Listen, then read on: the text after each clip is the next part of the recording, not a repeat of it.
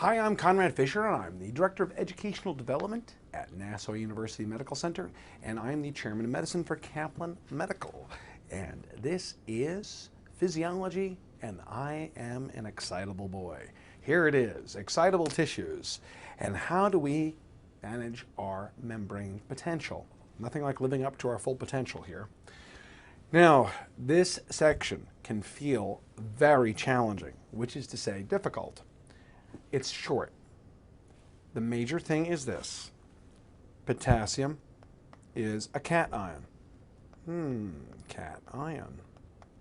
Cation. Positive charges.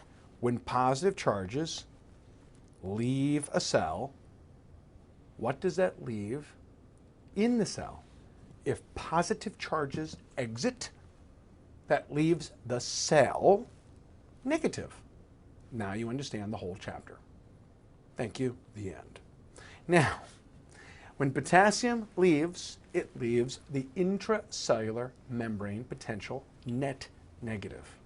Under normal conditions, before depolarization, is the intracellular environment negative or positive?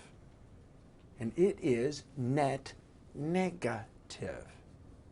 It's net negative. That's the key to understanding this whole chapter. The key to understanding this chapter is there are two forces of gradients keeping things in the cell. One is the electrical forces. If the intracellular environment is net negative, does that keep potassium in the cell? Or does it push potassium out of the cell? If the intracellular environment is negative, that should keep the potassium in the cell. On the other hand, the concentration of potassium is much greater in the cell than outside the cell. So the concentration gradient would force potassium out. The electrical gradient keeps potassium in. Under regular, non-energy dependent conditions, will potassium leave the cell or stay in? Potassium would diffuse out of the cell. Out from means EF. EF, flux, flow, flowing from the cell. Potassium should be flowing from the cell. The normal conduction of potassium is out of the cell. The efflux of the soul is happiness, says Walt Whitman. And the efflux of the cell is potassium leaving. Electrical forces will keep it in. Concentration will push it out because there's more potassium in the cell than there is outside the cell. Concentration will force it out. Electrical will keep it in. Under normal conditions, potassium will be conducted out of the cell. The magnitude of conduction is G, symbolized as G. And the normal conduction of potassium is passive, not energy dependent. Not energy dependent. Passive doesn't mean it doesn't follow a gradient. It follows a gradient, but it doesn't split ATP. You split ATP to get it back in because you have to overcome the concentration gradient. So in order to overcome a concentration gradient, you need energy. That's why sodium-potassium ATPase splits energy, because you need energy to go uphill against the concentration gradient. The concentration pushes it out. The natural efflux of conduction is potassium out.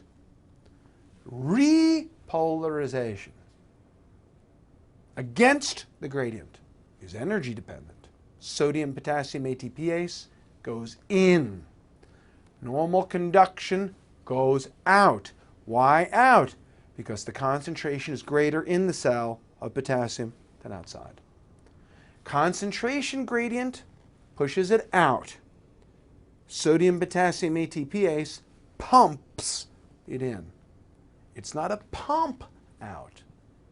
It's a concentration gradient out. It's like skiing. The ski lift is energy dependent, going up the slope. But once you're at the top of the slope, it's passively conducted down. When potassium leaves the cell, it leaves the cell more negative or more positive? When potassium leaves the cell, will the cell end up being more negative or more positive? If positive forces leave the cell, it makes the intracellular environment more negative. Okay. The number of channels in conduction, membrane conduction, is based on the number of channels that are open. If channels are opening, there's more conductance. If channels are closing, there's less conductance. The rate of the conduction across a membrane depends on the number of open channels, and it depends on what the net forces are. And those net forces are a combination of electrical forces and concentration forces. The concentration forces push potassium out. Now, we have three different channels. Ungated channels, they're just holes. If it's just holes, it'll just go through based on concentration. Ungated channels go through entirely passively based on concentration. Voltage-gated channels will look at whether there is a positive or negative charge. Like chloride has a negative charge. Sodium, potassium has positive charges. Ligand-gated, ligand is a protein transporter. Ligand-gated is a protein transport channel. Okay. Now, may the torture begin. Who did I piss off to get this section, huh? At electrical forces that prevent diffusion. That means the inside of the cell is negative. The potassium is positive. The electrical forces prevent the diffusion of potassium down its concentration gradient by attraction electrically. So it's saying that electrical forces are keeping potassium in. The cell is negative, the potassium is positive, the electrical forces are keeping it in. Concentration forces are pushing it out. Okay. Now, these come into equilibrium. Concentration and electrical forces will come into equilibrium, and if they're in equilibrium, then there's going to be no net flow of that ion. All right. The major thing in this equation is to be able to tell the combination of electrical and concentration forces and its effect upon the cell.